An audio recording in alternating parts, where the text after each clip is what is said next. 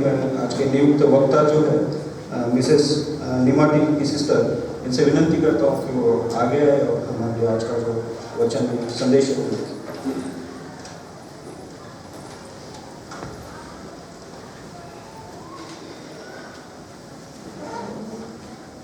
Praise the Lord. सबसे पहले मैं पिता परमेश्वर को धन्यवाद देती हूँ कि उसने मुझे फिर से यहाँ खड़ा किया कि उनके मैं जीवित वचन को आप सबों को बता सकूँ। और मैं अपने आदरणीय डीएस सर और पास्टर कमेटी और आप सबों का भी धन्यवाद करती हूँ। वचन में जाने से पहले हम प्रार्थना करेंगे और प्रार्थना करने से पहले हम एक गीत गाएंगे सब मिलकर। तेरा लहू बड़ा कीमती है।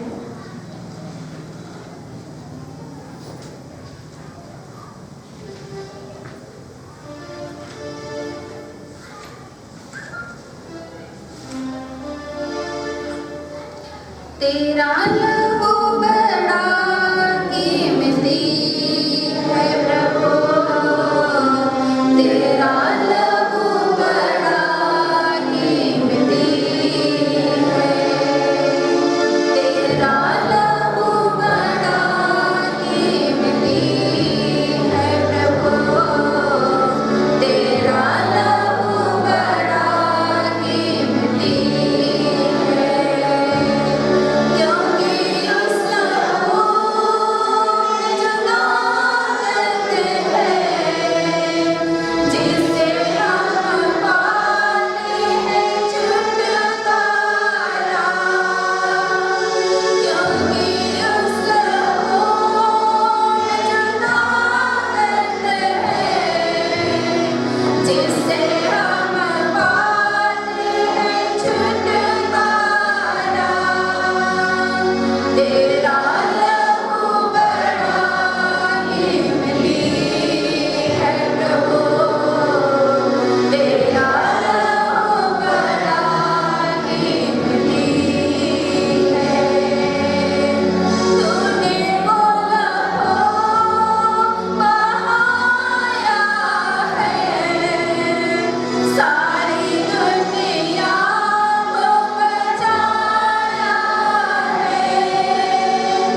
तूने वो लहू बहाया है, सारी दुनिया को बचाया है।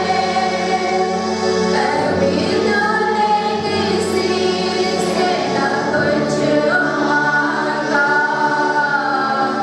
कभी तूने किसी से न कुछ चाहा,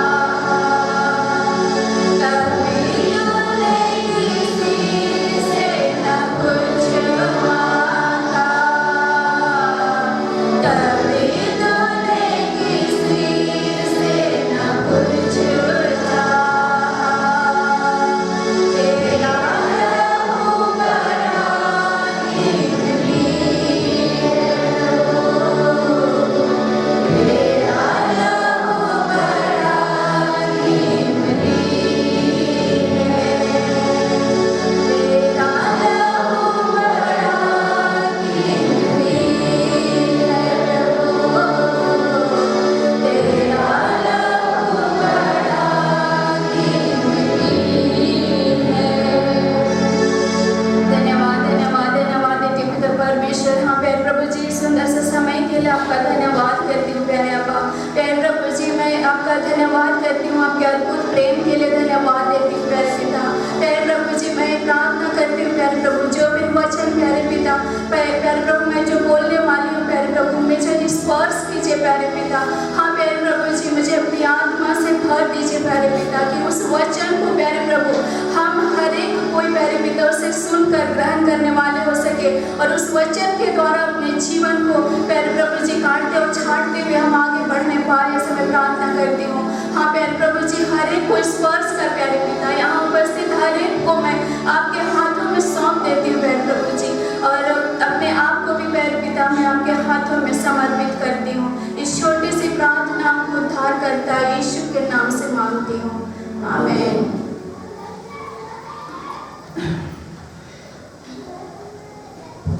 आज का का जो वचन है वो है लूका रचित सुसमाचार उसका 5वां अध्याय 17 से 26 तक। तो आज का जो टॉपिक है वो है विश्वास कर्म बिना मरा हुआ है। विश्वास कर्म बिना मरा हुआ है। यहाँ पर जो हमने पढ़ा इसमें है एक दिन ऐसा हुआ कि यीशु उपदेश कर रहे थे। वहाँ फरीसी व्यवस्थापक वहाँ बैठे हुए थे और गलील यहूदिया के हर एक गांव से और यरूशलेम से लोग आए हुए थे और वहाँ पर बहुत भीड़ थी। वहाँ बहुत भीड़ थी और वहाँ पर कई लोग लकवे के रोगी को खाट पर उसको ले करके आते हैं यीशु के पास। और यीशु के पास ये सोच करके आते हैं कि यीशु के पास हम जाएंगे तो निश्चय ही यीशु इन्हें चंगा करेगा। और वो ये सोच करके वो लोग लकवे के रोगी को खाट पर ले करके वहाँ आते हैं। और वहाँ देखते हैं तो वहाँ बहुत भीड़ रहती है। इतना भीड़ रहता है कि वहाँ यीशु के पास वो लोग मतलब जा नहीं सकते हैं। और यीशु वहाँ पर किसी के घर में वो उपदेश कर रहा था और वो घर खपरेल का था। तो फिर वहाँ देखते हैं कि हम लोग वहाँ पर सामने मतलब यीशु के पास नहीं जा सकते हैं और उनको क्या था कि हमें जाना ही है यीशु के पास। तो फिर वो क्या करते हैं, छत में चढ़ जाते हैं। छत में चढ़ते हैं और वो खपरेल को हटाते हैं और खपरेल के नीचे बांस या लकड़ी का फिर से वहाँ रहता है। तो वो छत को भी वो पूरा खोल करके वो यीशु के ठीक सामने उसको उतारते हैं। तो ये कितना मुश्किल काम था कि मतलब वो सोचे भी नहीं कि किसी का घर है, कोई डांटेगा या फिर ये या तो फिर हो सकता है ये लोग सोचे होंगे, वो लोग बात किए होंगे कि जो भी खर्चा होगा हम उसको पूरा करेंगे, लेकिन हमें यीशु के पास जाना है इसको ले करके। तो इस तरह से वो लोग वहाँ पर पहुँच जाते हैं यीशु के सामने। जब यीशु वहाँ देखता है कि वो लोग को देखता है, फिर बोलता है कि उसको विश्वास को देख करके बोलता है कि तेरे पाप क्षमा हुए। तो किसका विश्वास देख करके वो बोलते हैं यीशु? जो मतलब ले करके रोगी को जो ले करके आए थे वो लोग का विश्वास को देख करके यीशु क्या बोलता है कि हे मनुष्य तेरे पाप क्षमा हुए। किसका? जो रोगी था उसका। तो यहाँ पर विश्वास दिखता है क्या? कैसे विश्वास मतलब कैसे देखा यीशु? उसके विश्वास को कैसे देखा और बोलता है कि इसके विश्वास को देखकर बोलता है कि तेरे पाप क्षमा हुए। विश्वास दिखता है क्या? विश्वास नहीं दिखता है। पर यीशु कैसे वो देखा? तो हम वचन में देखते हैं याकूब उसका 2 अध्याय उसका 26 वचन में। तो वहाँ पर क्या कहता है कि देह आत्मा बिना मरी हुई है, वैसा ही विश्वास भी कर्म बिना मरा हुआ है। यहाँ पर बोलते हैं कि देह आत्मा बिना मरी हुई है, वैसा ही विश्वास भी कर्म बिना मरा हुआ है। हम यहाँ पर पहला पॉइंट जो हम देखेंगे वो है विश्वास। तो विश्वास कई तरह का होता है और यहाँ पर हम विश्वास जो देख रहे हैं वो क्रियाशील है, मतलब कर्म करके वो जो है विश्वास ये हम देखेंगे। तो यीशु कैसे देखा? उसके कर्म को देख करके वो देखा कि तेरा विश्वास देख करके वो बोलता है कि तेरे पाप क्षमा हुए। तो मेरे भाइयों बहनों, उस समय यीशु वहाँ पर फिजिकली थे। यीशु के पास जाने के लिए वो लोग क्या करते हैं, छत में चढ़ते। छत में चढ़ना, छत खोल करके जाना ये आसान काम है क्या? नहीं है, कितना मुश्किल काम है। अब हम खुद भी चढ़ के वहाँ छत खोल कर यीशु के पास चल जाएंगे बोलेंगे तो कितना मुश्किल है। लेकिन वहाँ पर सोचिए कि वहाँ पर वो लोग खाट में वो जो पड़ा है लकवे का जो रोगी है, जो चल नहीं फिर नहीं सकता, वैसा रोगी को वो लोग कैसे करके वहाँ मतलब कितना मुश्किल से वहाँ पर नीचे उसके सामने उतारे। फिर हम और भी देखते हैं बाइबल में, जैसे जक्कई जो था, जो चुंगी लेने वालों का सरदार था और वो बहुत धनी व्यक्ति था और नाटा था, लेकिन वो यीशु को देखना चाहता था। तो यीशु को देखने के लिए वो क्या किया? पेड़ में चढ़ गया और मुझे देखना है यीशु को। इस तरह से वो पेड़ में चढ़ जाता है। फिर हम और देखते हैं कि एक स्त्री रहती है जिसका 12 वर्ष से लहू बहने वाला बीमारी था। तो वो यीशु के पास जाती है और चंगाई के लिए, और उसके भीड़ में भी वो क्या करती है, घुस करके वो यीशु के वस्त्र को छू लेती है। तो इस तरह से हम देखते हैं कि कर्म के द्वारा मतलब क्रिया मतलब कर्म के द्वारा उसका जो विश्वास था, इस तरह से मतलब यीशु को देखने के लिए, चंगाई पाने के लिए, यीशु को पाने के लिए लोग इस तरह से काम करते थे। तो आज हमारे पास क्या है? हमारे पास वचन है। यूहन्ना 1:1 में कहता है कि आज आदि में वचन था और वचन परमेश्वर के साथ था और वचन परमेश्वर था। आज हमारे पास क्या है?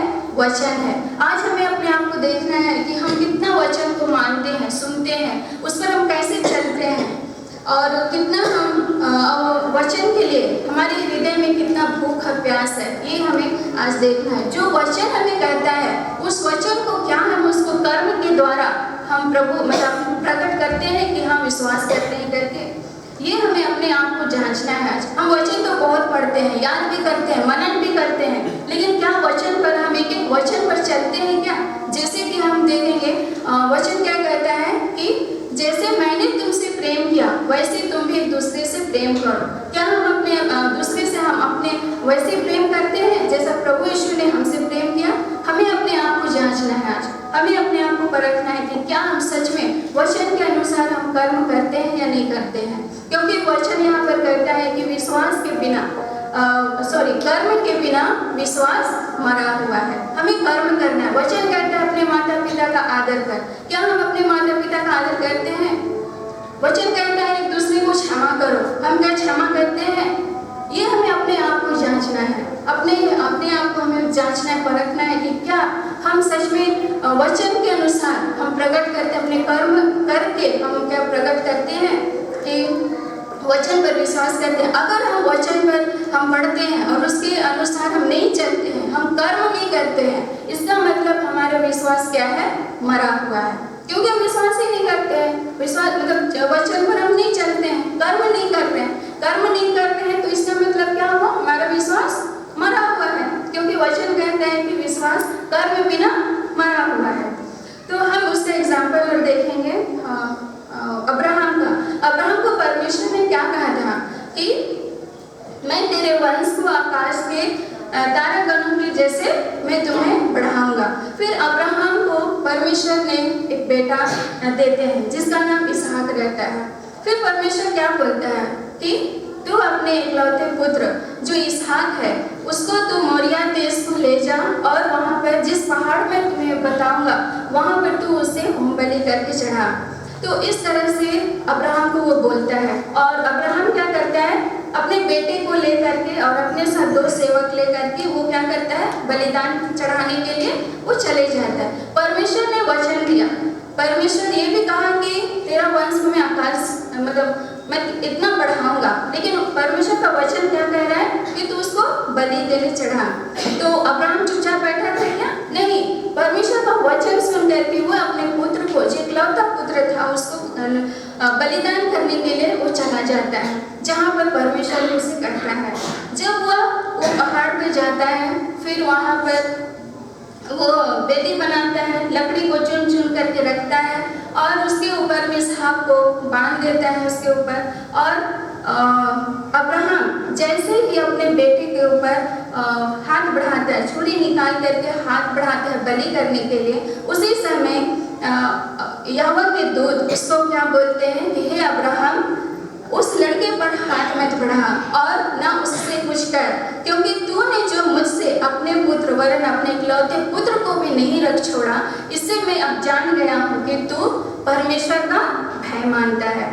तो इस तरह से वो क्रिया देख करके परमेश्वर उसको बोला ना कि मैं जान गया कि तू परमेश्वर का भय मानता है। अगर वो कर्म नहीं करता, चुपचाप बैठे रहता, तो वो उसको बोलता क्या कि तू परमेश्वर का भय मानता है? नहीं, उसके कर्म को देखकर के परमेश्वर यहाँ बोलता है कि मैं जान गया कि तू परमेश्वर का भय मानता है। तो मेरे भाइयों और बहनों, आज भी हमें इस तरह से हमें रहना है, इस तरह से वचन के अनुसार चलना है, कर्म करना है कि परमेश्वर भी मुझे और आप सबों को बोले कि ये मेरी बेटी, ये मेरा बेटा परमेश्वर का भय मानता है। इस तरह से हमें ग्रहण योग्य बनना है। तो जैसे कि मैं कुछ दिन पहले प्रभु यीशु को बहुत बोलती थी कि प्रभु यीशु मैं आपसे प्यार करती हूँ, मैं आपसे प्यार करती हूँ, मैं इस तरह से बोलती थी। तो मुझे जवाब में आया कि यदि तुम मुझसे प्रेम रखते हो तो मेरी आज्ञाओं में बने रहोगे। यदि तुम मुझसे प्रेम रखते हो तो मेरी आज्ञाओं को मानोगे। तो मेरे कहने से मैं तुमसे प्रेम करती हूँ, प्रभु यीशु मैं आप पर विश्वास करती हूँ, मैं आपसे प्यार करता हूँ, मैं प्यार करती हूँ बोलने से कुछ नहीं होगा। हमें अगर हम उससे प्रेम करते हैं, उस पर विश्वास करते हैं, तो हमें क्या करना पड़ेगा? उसकी आज्ञा मानना पड़ेगा, उसका कर्म करना पड़ेगा। जो भी वचन कहता है उसको हमको कर्म के द्वारा हमें प्रकट करना पड़ेगा। तो तभी परमेश्वर हमें बोलेंगे कि हाँ ये मेरी बेटी, ये मेरा बेटा ग्रहण योग्य है। तो आगे फिर हम देखेंगे यहाँ पर प्रभु यीशु दूसरा पॉइंट हम देखेंगे। यहाँ पर प्रभु यीशु क्या बोलते हैं? वो लोग जो आए थे वो लोग क्या करने आए थे? चंगाई पाने के लिए आए थे, चंगाई पाने के लिए आए थे ना। तो वहाँ पर लेकिन यीशु क्या बोलता है कि हे मनुष्य तेरे पाप क्षमा हुए। उसको पहले क्या देता है? पाप क्षमा देता है। लेकिन वो क्या करने आए थे? चंगाई के लिए आए थे। यहाँ पर तो हमारी भी आज मेरी और आप सबों की भी पहली जरूरत क्या है? आत्मिक चंगाई की जरूरत है। क्योंकि यीशु का अर्थ ही है जो मत्ती रचित सुसमाचार में हम पढ़ते हैं कि यीशु का अर्थ है वह अपने लोगों का उनके पापों से उद्धार करेगा। हाँ, तो यीशु का अर्थ ही है उद्धार करना। तो जब हम यीशु के पास जाते हैं तो हम किस मतलब से कैसे जाते हैं? हम सिर्फ चंगाई के लिए जाते हैं या फिर अपनी जरूरतों के लिए जाते हैं? किसके लिए जाते हैं? आज हमें प्रभु कहता है कि तुम जब यीशु के पास आते हो तो सबसे पहले आत्मिक चंगाई के लिए, अपने पापों की क्षमा के लिए हमें जाना है। और इसके पाप क्षमा, तो इसके लिए हम देखेंगे कि लहू के महत्व को देखेंगे। जब वहाँ पर यीशु अपने शब्दों के द्वारा भी पाप क्षमा कर रहे थे, लेकिन प्रभु यीशु ने हमारे लिए लहू क्यों बहाया? तो हम आज देखेंगे कि लहू का महत्व क्या है। प्रभु यीशु के लहू का हमारे जीवन में क्या महत्व है और क्यों प्रभु यीशु के लहू से ही हमारा छुटकारा हुआ है और उसका बलिदान देना हमारे लिए क्यों जरूरी था, ये हम देखेंगे। तो इसके लिए हम पढ़ेंगे वचन रोमियो 6 उसका 23 वचन। क्योंकि पाप की मजदूरी तो मृत्यु है, परंतु परमेश्वर का वरदान हमारे प्रभु यीशु मसीह में अनंत जीवन है। हाँ, यहाँ पर क्या कहते हैं? क्योंकि पाप की मजदूरी तो मृत्यु है, परंतु परमेश्वर का वरदान हमारे प्रभु यीशु मसीह में अनंत जीवन है। पाप की मजदूरी, पाप का दंड क्या है? क्या है? मृत्यु। और मृत्यु का मतलब क्या है? प्राण का खोना, है ना। तो यहाँ पर पाप जो है ये प्रत्येक व्यक्ति अपनी ही अभिलाषा में फंसकर या खींचकर परीक्षा में पड़ता है। फिर पाप होता है, फिर मृत्यु होती है। परमेश्वर किसी की परीक्षा नहीं करता, हम खुद अपनी अभिलाषा में फंसकर क्या करते हैं? पाप करते, फिर मृत्यु। तो यहाँ पर और एक वचन हम देखेंगे, लय व्यवस्था उसका 17 अध्याय उसका 11 वचन। क्योंकि शरीर का प्राण लहू में रहता है और उसको मैंने तुम लोगों को वेदी पर चढ़ाने के लिए दिया है कि तुम्हारे प्राणों के लिए प्रायश्चित किया जाए, क्योंकि प्राण के कारण लहू ही से प्रायश्चित होता है। यहाँ क्या कहते हैं? क्योंकि शरीर का प्राण लहू में रहता है। प्राण कहाँ रहता है? लहू में रहता है। और उसको मैंने तुम लोगों को वेदी पर चढ़ाने के लिए दिया है कि तुम्हारे प्राणों के लिए प्रायश्चित किया जाए, क्योंकि प्राण के कारण लहू ही से प्रायश्चित होता है। मतलब लहू कहाँ है? प्राण में होता है। तो शरीर, ये जो शरीर है ये हमारा 3 चीजों से बना है, शरीर, प्राण और आत्मा। तो शरीर और प्राण दोनों क्या है? खत्म होने वाला है, विनाश होने वाला है। लेकिन जो आत्मा है वो अविनाशी है, क्योंकि वो परमेश्वर मनुष्यों पर जीवन का श्वास फूंका है। और जो पशु है वो शरीर और प्राण होता है, और प्राण में ही लहू होता है। मतलब मनुष्य का या पशु का दोनों लहू, मतलब प्राण लहू में होता है। तो यहाँ पर लहू, परमेश्वर कभी बदलने वाला परमेश्वर नहीं है, वो हमेशा एक सा है। तो वो प्राण के कारण लहू से ही प्रायश्चित होता है, यहाँ वचन में कहता है। तो प्राण के बदला प्राण से ही लिया जाएगा। तो फिर क्या किया जाए? तो पहली वाचा में जब परमेश्वर ने मूसा से इजरायलियों के साथ जो बांधी है उसमें परमेश्वर ने बलियों का विधान किया है ना, बलियों का विधान किया है, और वो पाप प्रायश्चित के लिए बलिदान किया गया है। तो यानी कि लहू का बदला लहू से लिया जाएगा। अपने लहू का बदला, जो हमारा लहू है वो लहू का बदला उस पशु के लहू से प्रायश्चित किया जा रहा है। यानी लहू यानी कि बिना लहू बहाए पापों की क्षमा नहीं होती, जो हम इब्रानी उसका 9 अध्याय उसका 22 वचन में हम पढ़ते हैं। फिर व्यवस्था में ये बता दी गई, लेकिन इब्रानी में ही पढ़ते हैं कि याजक हर साल बलिदान चढ़ाते थे, लेकिन उनके द्वारा पापों की क्षमा नहीं हो पाती थी। वो हर समय बार बार वो याजक जो थे वो अपने भूल चूक और लोगों के भूल चूक के लिए वो क्या करते थे, बलिदान चढ़ाते थे और बलिदान चढ़ाते थे। तो इसको हम देखेंगे इब्रानियों उसका 8वां अध्याय उसका 5 वचन। वे स्वर्ग में की वस्तुओं के प्रतिरूप और प्रतिबिंब की सेवा करते हैं। हाँ, वे स्वर्ग में की वस्तुओं और प्रतिरूप और प्रतिबिंब की सेवा करते हैं। जैसे जब मूसा तंबू बनाने पर था, हाँ, जैसे जब मूसा तंबू बनाने पर था तो उसे यह चेतावनी मिली, देख जो नमूना तुझे पहाड़ पर दिखाया गया था,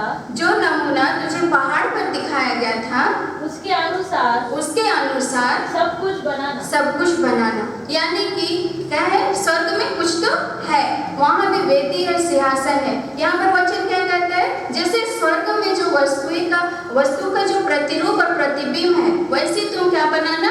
यहाँ पर मूसा को बोल रहा है कि तू वैसे तंबू बनाना, जैसा वहाँ है वैसे का प्रतिरूप वहाँ बनाना। यानी कि हम देखते हैं कि जो भी धरती में जो भी इजरायलियों को परमेश्वर ने बनाने को दिया था, वो स्वर्ग की वस्तुओं का ही प्रतिबिंब था। यानी कि जो इजरायलियों को बलिदान परमेश्वर ने करने को दिया था, वो भी सच्चे बलिदान का प्रतिबिंब था। समझ में आए? जैसे जो भी यहाँ बलिदान करने को कहा था परमेश्वर ने, वो सच्चे बलिदान का प्रतिबिंब था। और वो किसका बलिदान था? निष्कलंक में अपने प्रभु यीशु का बलिदान था, है ना, उसी का। फिर हम पढ़ेंगे इब्रानी 9 अध्याय उसका 12 वचन। और बकरों और बछड़ों के लहू के द्वारा नहीं, पर अपने ही लहू के द्वारा एक ही बार पवित्र स्थान में प्रवेश किया और अनंत छुटकारा प्राप्त किया। यहाँ वचन क्या कहता है? और बकरों और बछड़ों के लहू के द्वारा नहीं, पर अपने ही लहू के द्वारा एक ही बार पवित्र स्थान में प्रवेश किया और अनंत छुटकारा प्राप्त किया। तो पवित्र स्थान में प्रवेश किया और अनंत छुटकारा प्राप्त किया बोलता है। तो जब हम देखते हैं जब प्रभु यीशु मारे गए, गाड़े गए, फिर तीसरे दिन जब वो जी उठते हैं, जी उठने के बाद जब मरियम से वो मिलते हैं, तो मरियम उसको क्या छूने आती है ना, तो प्रभु यीशु क्या बोलते हैं कि मरियम तू अभी मुझे मत छू, क्योंकि मैं अपने पिता के पास नहीं गया। लेकिन कुछ समय के बाद हम देखते हैं थोमा से वो जब मिलते हैं, तो थोमा जब उसको छूना चाहते हैं, तो थोमा को क्या बोलते हैं प्रभु यीशु कि मुझे छू, मेरे हाथ में उंगली डाल के दे, इस तरह से बोलते हैं। तो कभी वो छूने बोलते हैं, कभी नहीं छूने बोलते हैं। तो जो मरियम से जब मिले उसके बाद और जो थोमा से मिले उससे पहले, उस समय प्रभु यीशु वहाँ पर गए थे। वहाँ पर क्या लिखता हुआ है कि पवित्र स्थान में प्रवेश किया एक ही बार और अपने लहू से, वो लहू का भेंट चढ़ाने के लिए वहाँ गए। और मुझे और आप सबों को वो अनंत छुटकारा हमें प्राप्त होता है। लहू के द्वारा हम अनंत छुटकारा को प्राप्त किए। वो लहू जो सामर्थ्य लहू है, यीशु का जो लहू है, उसको हमें समझना होगा कि उस लहू, प्रभु के लहू ऐसा वैसा कोई लहू नहीं है। वो बकरे बैलों का वो लहू जो था उसे बार बार वो लोग बलि चढ़ाते थे, लेकिन यहाँ पर एक ही बार जो वो लहू है, वो सामर्थ्य लहू है जो मुझे और आप सबों को अनंत छुटकारा हमें प्राप्त हुआ है। और ये छुटकारा का मतलब क्या है? किसी भी बंधन से छूट जाना या सजा हमें नहीं मिलना, और पापों से छुटकारा, और हमेशा हमेशा अनंत काल का छुटकारा हमें मिला है। तो ये कितना बड़ा अनुग्रह है परमेश्वर का, इतना प्रभु का हमारे ऊपर कितना बड़ा अनुग्रह और कितना बड़ा प्रेम है कि वो हमें अनंत छुटकारा दिया है। लहू के द्वारा, यीशु के लहू के द्वारा हम अनंत छुटकारा को प्राप्त करते हैं। और हम वचन देखेंगे, आगे हम देखेंगे लहू के महत्व में रोमियो 5 उसका 9 वचन। रोमियो 5 अध्याय उसका 9 वचन। अतः जबकि हम अब उसके लहू के कारण धर्मी ठहरे, तो उसके द्वारा परमेश्वर के क्रोध से क्यों न बचेंगे। हाँ, जब यहाँ क्या बोलता है, जबकि हम अब उसके लहू के कारण धर्मी ठहरे। किसके लहू के द्वारा? प्रभु यीशु के लहू के द्वारा हम धर्मी ठहरे हैं। और जब हमारे लिए वो लहू बहाया गया, उससे हम शुद्ध होते हैं। तो हमें लहू के द्वारा, प्रभु यीशु के लहू के द्वारा हमें अनंत छुटकारा मिला है। और दूसरा हमें क्या मिला है? हम धर्मी ठहरे हैं। हमें धर्मी ठहरे हैं। और हम वचन में देखते हैं मत्ती 5:20 में प्रभु क्या कहता है कि जब तक तुम्हारी धार्मिकता शास्त्री और फरीसियों से बढ़कर ना हो, तब तक तुम स्वर्ग के राज्य में प्रवेश करने नहीं पाओगे। फिर मत्ती 5:48 में बोलता है कि इसलिए चाहिए कि तुम सिद्ध बनो जैसा तुम्हारे स्वर्गीय पिता सिद्ध है। यहाँ प्रभु यीशु 2 बातें बोलते हैं। एक तो शास्त्री और फरीसियों से की धार्मिकता जो है उसे बढ़कर होनी चाहिए, तभी तुम स्वर्ग में प्रवेश करोगे। और दूसरा बोलते हैं कि तुम सिद्ध बनो जैसा तुम्हारा स्वर्गीय पिता सिद्ध है। तो क्या ये संभव है कि किसी मनुष्य का परमेश्वर की समानता में सिद्ध बन जाना? या फिर ये संभव है क्या कि किसी शास्त्री या फरीसी से हमारी धार्मिकता बढ़ जाए? संभव है क्या ये क्या हो सकता है? हो सकता है। अभी हमने पढ़ा ना रोमियो 5:9 में कि अतः हम अब उसके लहू के कारण क्या हुए? धर्मी ठहरे हैं। हम यीशु के लहू के द्वारा हम धर्मी ठहरे हुए हैं। उसी दूसरा कोरिन्थ 5:21 वचन। जो पाप से अज्ञात था, उसी को उसने हमारे लिए पाप ठहराया, कि हम उसमें होकर परमेश्वर की धार्मिकता बन जाए। हाँ, यहाँ कहते हैं कि जो पाप से अज्ञात था, उसी को उसने हमारे लिए पाप ठहराया, कि हम उसमें होकर परमेश्वर की धार्मिकता बन जाए। तो यहाँ पर जब ये हमारी धार्मिकता नहीं है, ये हमारी धार्मिकता नहीं है, ये यीशु मसीह की धार्मिकता है। जब हम यीशु पर विश्वास करते हैं, यीशु के लहू पर विश्वास करते हैं, तो उसकी धार्मिकता में होकर हम परमेश्वर की धार्मिकता में बन जाते हैं। हमारी कोई खूबी या लियाकत नहीं है। हम प्रभु यीशु के लहू से, जब हम प्रभु यीशु को अंगीकार करते हैं, उसके नाम का जब हम बपतिस्मा लेते हैं, तब हम प्रभु यीशु के लहू से हम ढांपे गए हैं। तो जो लहू जो है वो लहू से हम धर्मी ठहर गए हैं और परमेश्वर की धार्मिकता हम बन जाते हैं। लहू के द्वारा हमें अनंत छुटकारा मिला है। लहू के द्वारा हम धर्मी ठहराए गए हैं। लहू के द्वारा हम परमेश्वर की धार्मिकता बन जाते हैं। और फिर तीसरा पॉइंट हम देखेंगे कि रोमियो 5:9 में कहता है कि तू उसके द्वारा परमेश्वर के क्रोध से क्यों ना बचेंगे। हम यीशु के लहू के द्वारा हम परमेश्वर के क्रोध से भी बचे गए हैं। जैसे कि हम एग्जाम्पल देखेंगे निर्गमन में जब मूसा सीनै पर्वत पर परमेश्वर से वार्तालाप करने के लिए गया था, तो इजरायली लोग जब नीचे थे, तब मूसा को नीचे आने में देर हो गई। तब यहोवा मूसा से कहता है कि तू नीचे उतर जा, क्योंकि वहाँ पर जो इजरायली लोग जो थे मिस्र से जब आ रहे थे, नीचे वहाँ पर थे। और मूसा जब सीनै पर्वत पर परमेश्वर से वार्तालाप करने गया था, तो फिर वहाँ नीचे जब इजरायली लोग थे, वो लोग क्या किए? वो सोने का बछड़ा बनाकर उसको दंडवत किए और उसके लिए बलिदान भी चढ़ाए और कहते हैं कि हे इजरायलियों, तुम्हारा ईश्वर जो तुम्हें मिस्र देश से छुड़ा ले आया है वो यही है। इस तरह से वो काम वहाँ पर कर रहे थे। परमेश्वर ने उसे देखा, जाना और मूसा को कहा कि तू नीचे उतर जा। इस तरह की क्योंकि तेरी प्रजा के लोग जिन्हें तू मिस्र देश से निकाल ले आया है वे बिगड़ गए हैं। तो तब वो लोग इस तरह से वो बातें जब यहोवा मूसा से कहता है, तब फिर यहोवा फिर मूसा से कहता है कि ये लोग हठीले हो गए हैं, इन लोगों को मैं देख लिया, अब मुझे मत रोक, मैं इन सारे लोगों को मैं भस्म कर दूंगा।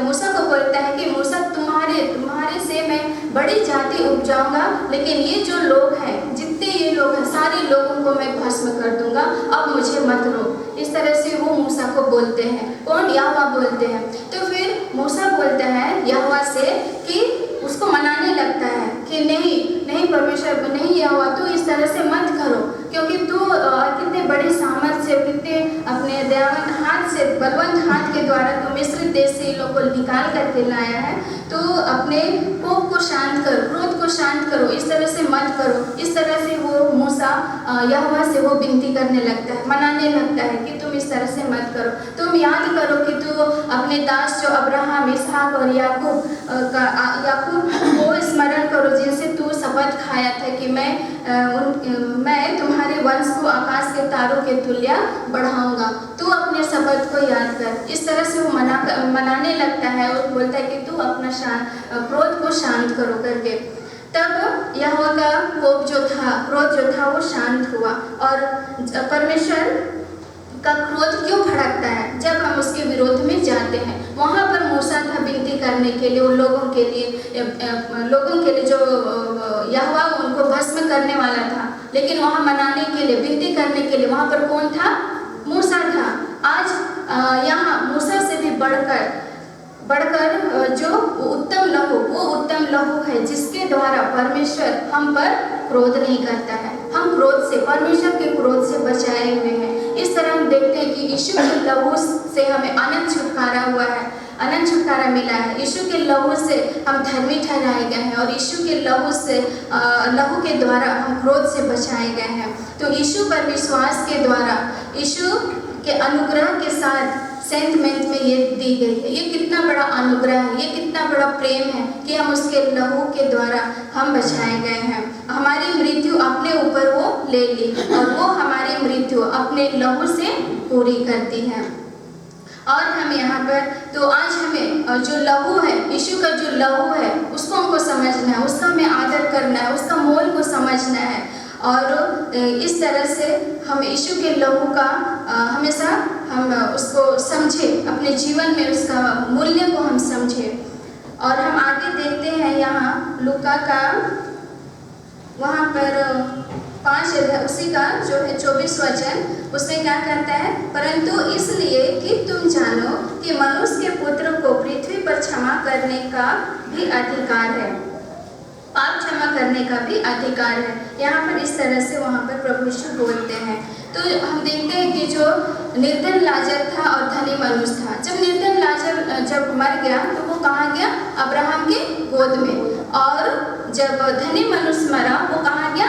अधोलोक में। अधोलोक में गया तो अधोलोक में वो निर्धन लाजर को देखता है कि वो अब्राहम के गोद में है।